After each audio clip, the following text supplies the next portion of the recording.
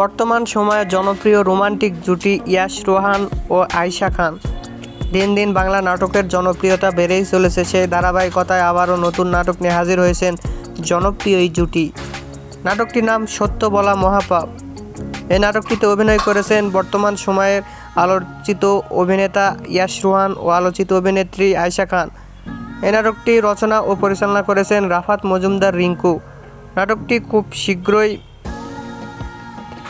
এনটিভির YouTube চ্যানেলে প্রকাশিত হবে। আপনারা দেখতে চাইলে অবশ্যই এনটিভির ইউটিউব চ্যানেলে চোখ রাখুন এবং নিয়মিত নতুন নতুন নাটকের আপডেট পেতে হলে অবশ্যই চ্যানেলটিকে সাবস্ক্রাইব করে রাখুন। পরবর্তী ভিডিওর জন্য অপেক্ষা করুন।